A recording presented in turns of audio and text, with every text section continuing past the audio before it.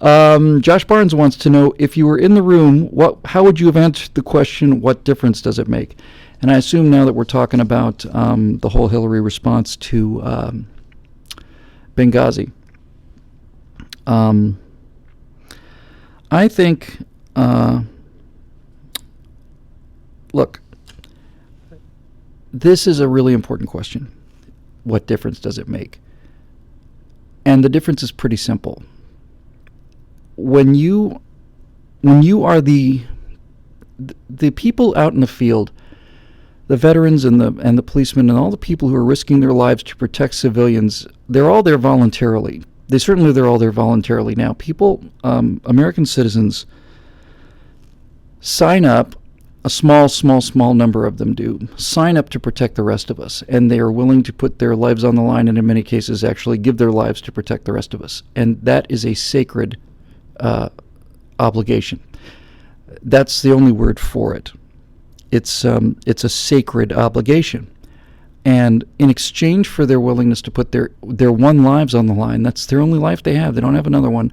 And also, as you learn from American Sniper and other movies that handle this subject well, it's not just the soldier's life that's on the line. His entire family's life is on the line. His kids' lives are on the line. His wife's life is on the line. Not their lives in terms of their physical existence, but certainly there's a difference between having a dad and not having a dad, and having a husband and not having a husband. So that responsibility extends downstream to the relatives of the people that do this sort of thing. So when you ask people to do that, you have a responsibility to them, a big one, a sacred one. And when you ask people to go out in harm's way, my moral compass tells me that in exchange for them taking that risk, we have an obligation, a moral, ethical obligation to make sure that they have the best chance of coming home possible. So the reason the Benghazi is so appalling, I have to stress this again and again and again and again and again and again and again. I understand the fog of war. I understand that many things out there haven't happened. They don't happen every day, and then suddenly they do. So when I hear that Hillary Clinton reduced the security for Ambassador Stevens, despite his repeated calls for more security, that is a very serious error on her part. Very serious error. But in my opinion, it's not an impeachable error because people make mistakes, and that was a number of mistakes. It says a lot about the person, but it's a mistake. It's an error of judgment. It's a mistake. When, on the other hand, we have a drone over the consulate in Benghazi, and we can look down and see that two former SEALs are not running away from the gunfire towards safety, but running back to the consulate in order to help defend the ambassador and the American property, the American intelligence, the American territory, basically, is what an embassy is anyway. I don't know if a consulate is enemy territory. I mean, our territory in a different land. But when we have actual fighters in the field and they're fighting in real time, that command structure has an obligation to put every single resource available to get our people out of there. And it's just that simple.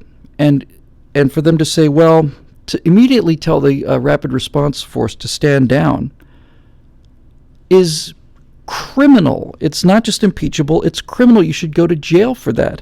You know, they would say, well, the helicopters would take 2 hours to get there. Well, number one, it turns out these guys fought for 6 hours. So if we'd launched them when we first heard about it, we would have rescued those guys.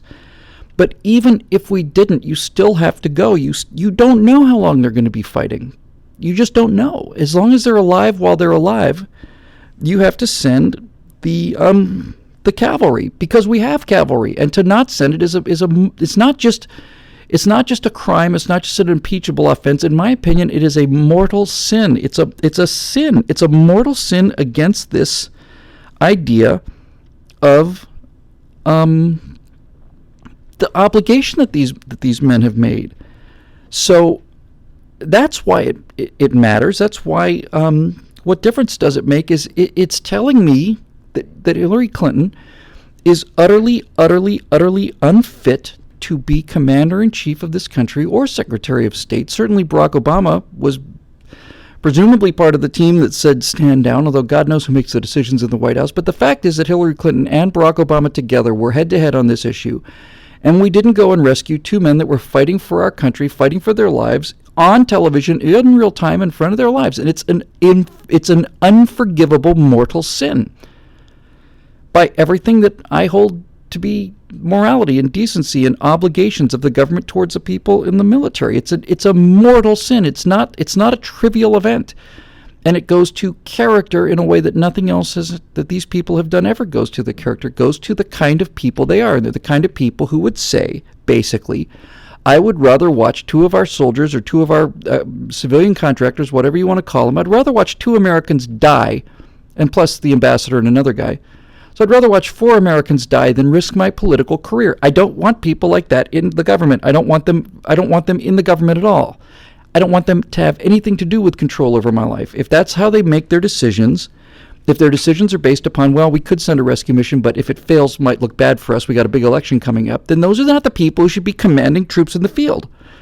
That is a mortal sin. It's an absolute abdication of everything that the contract between the government and the soldiers and the embassy personnel have. In other words, we're going to put you in dangerous places. And in exchange for that commitment on your part, we are going to promise you that if you get into trouble, we're going to throw the resources of the most powerful force in the history of the world behind getting you out of there. And whether or not we rescue you is not the point. The point is we have an obligation to try, and they didn't even try. That's what difference it makes.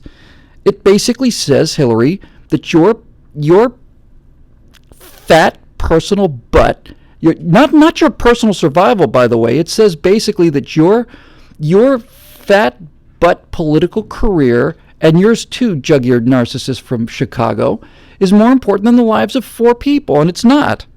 It's not more important. It's not more important. It's less important. It's a lot less important. If you don't understand that, then you don't deserve to be doing your job.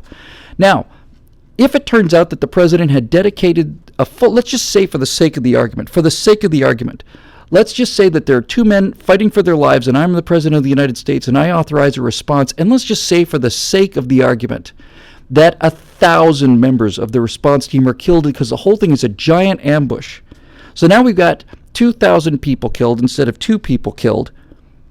Is this morally better? It absolutely is. Of course it's morally better. The people who went on that mission to rescue those guys were volunteers. You couldn't hold them back. You couldn't hold them back. When you tell a member who's in an active combat regiment, an actual shooter, that he's got brothers or sisters out in the field and they're getting shot at, you cannot restrain these people. So I would rather sacrifice 1,000 people to rescue 2 people. I wouldn't kill them if I knew they were going to die, needless to say. If I knew it was an ambush, that's a different story. I'm not going to send people to die for nothing. I'm not going to put them into a meat grinder. But if somebody said, take a risk, send 1,000 people or 10 people or 50 people to rescue 2, of course I'd send them. I'd send them before. I'd be telling these people to get in the helicopters before the helicopters were fired up. But I couldn't be ahead of that because they're already in the helicopters waiting. That's why it matters. It tells everybody who's paying attention to this issue that Hillary Clinton and Barack Obama are more concerned with their personal political careers than they are with the lives of the military men and women in the United States Armed Forces. That disqualifies them from commanding those forces, period, full stop, there you go. That's it.